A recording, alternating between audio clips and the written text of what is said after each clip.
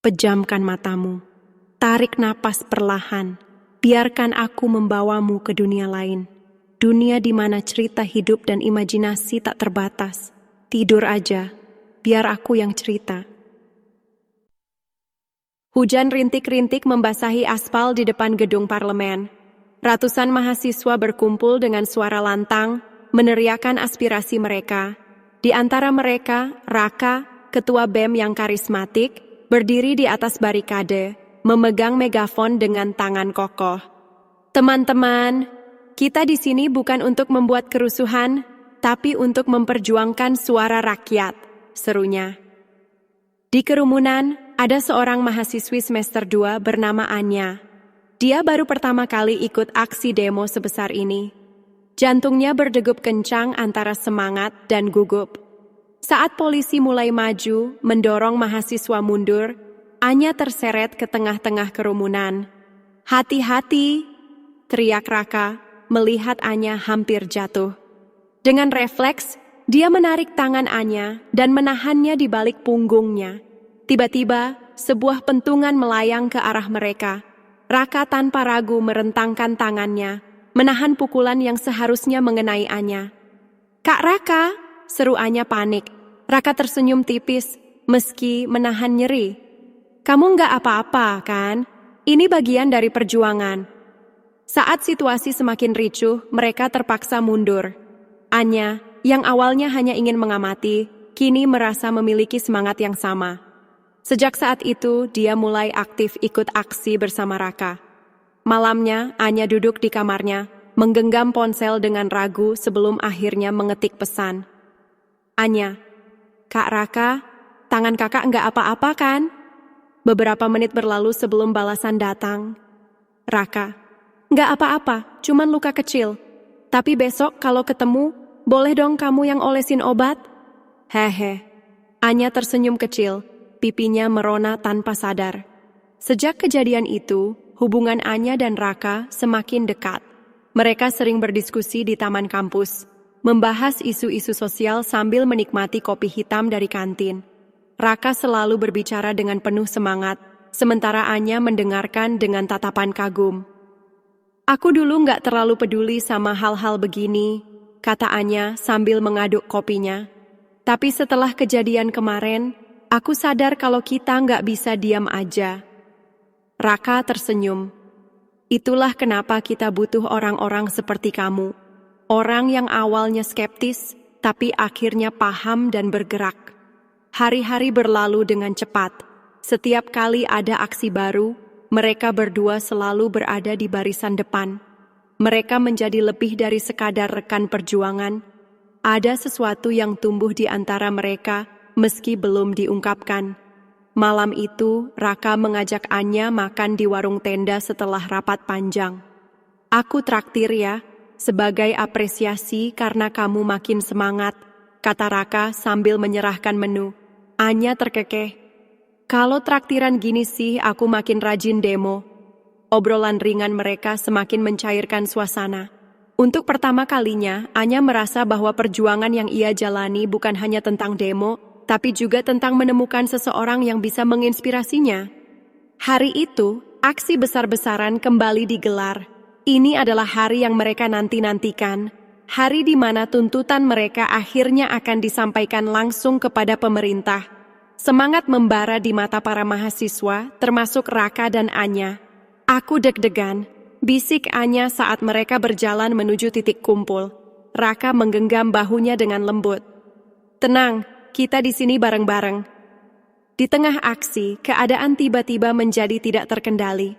Sebuah mobil polisi melaju dengan kecepatan tinggi, mencoba membubarkan massa.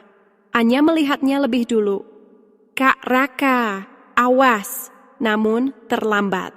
Raka terdorong ke depan saat mencoba melindungi seorang mahasiswa lain. Dalam hitungan detik, tubuhnya terpental ke aspal, darah mengalir dari kepalanya. Anya berlari ke arahnya, matanya membelalak ketakutan. "Kak Raka, bangun! Jangan tinggalin aku!" Kerumunan mulai panik, beberapa mahasiswa mencoba membantu. Ambulans datang, membawa Raka yang tak sadarkan diri. Sejak hari itu, dunia Anya berubah. Setahun berlalu, dan dia masih setia menunggu di depan rumah sakit, berharap suatu hari Raka akan membuka matanya lagi. Setiap sore, Anya datang membawa buku yang dulu sering mereka bahas bersama, membacakan halaman-halaman yang mungkin bisa menghidupkan ingatan Raka. "Kak, kamu pernah bilang, perjuangan gak berhenti hanya karena satu kemenangan," bisiknya di samping tempat tidur Raka. "Tapi aku gak mau berjuang sendirian. Aku masih menunggu kamu." 1 tahun berlalu sejak kejadian tragis itu. Raka masih terbaring koma di rumah sakit, sementara Anya tak pernah absen menjenguknya. Setiap sore, dia duduk di samping tempat tidur Raka, membacakan buku atau sekadar bercerita tentang kesehariannya. "Hari ini ada aksi lagi di kampus, Kak. Aku ikut di barisan depan, persis kayak yang dulu kita lakukan bareng-bareng," ujarnya lirih sambil menggenggam tangan Raka yang dingin. Namun, tak ada balasan, tak ada reaksi. Orang-orang di sekitar Anya mulai kehilangan harapan. Dokter mengatakan bahwa peluang Raka untuk sadar semakin kecil seiring berjalannya waktu. Bahkan keluarga Raka mulai membicarakan kemungkinan membawanya pulang untuk perawatan di rumah. "Nak Anya, kamu nggak perlu memaksakan diri untuk selalu ada di sini," ujar ibu Raka dengan mata sendu. "Kami tahu kamu sudah berusaha." Anya tersenyum kecil, meski hatinya nyaris runtuh. "Aku masih percaya, Tante. Kak Raka pasti akan bangun." Namun, di dalam hati, Anya sendiri tak bisa menutupi rasa sakitnya. Dia lelah. Kadang, dalam diam, dia bertanya-tanya, sampai kapan dia bisa bertahan? Malam itu, dia pulang ke kos dengan langkah berat. Duduk di pinggir tempat tidur, dia menatap foto Raka di ponselnya. Foto saat mereka berdiri di tengah keramaian demo, senyum lebar di wajah mereka. Dulu, mereka berjuang bersama, tapi kini dia berjuang sendirian. Pagi itu, Anya datang lebih pagi dari biasanya. Dia membawa termos kecil berisi kopi hitam dan duduk di samping tempat tidur Raka.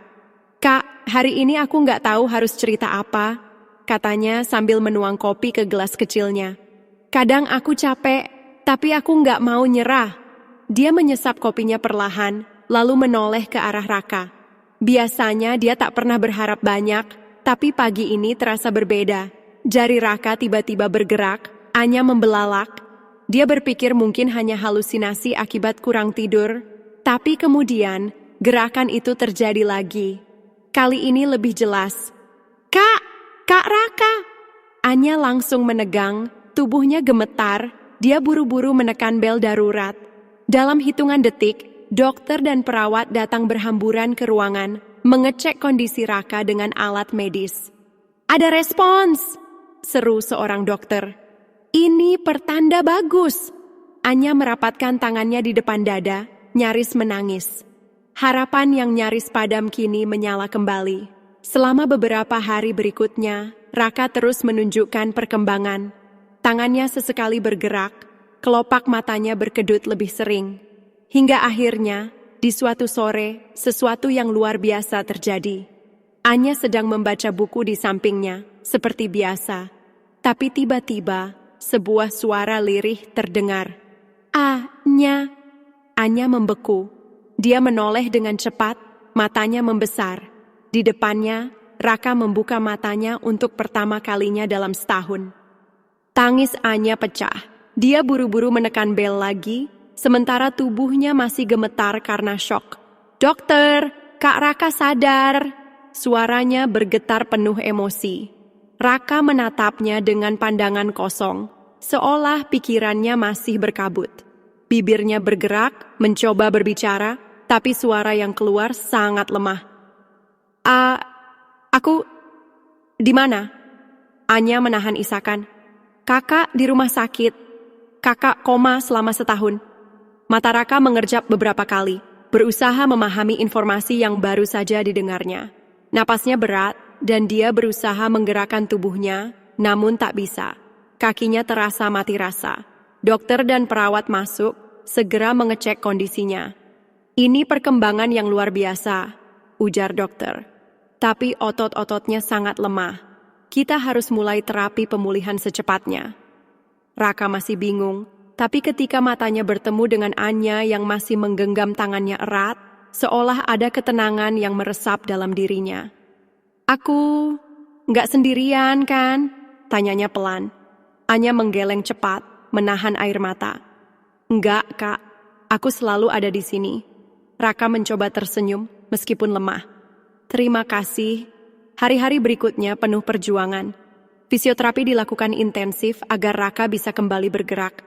Setiap hari Anya selalu ada di sisinya, membantunya berjalan meski hanya beberapa langkah kecil. Ayo, Kak, jangan menyerah, ujarnya sambil menopang tubuh Raka. Raka meringis. Ternyata lebih susah dari yang aku kira. Anya tersenyum.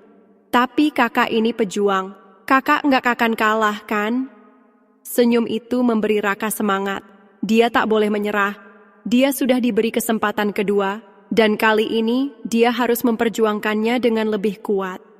Setelah berminggu-minggu terapi yang melelahkan, Raka akhirnya bisa berjalan dengan bantuan tongkat. Meski masih sering merasa lemah, semangatnya tak pernah padam.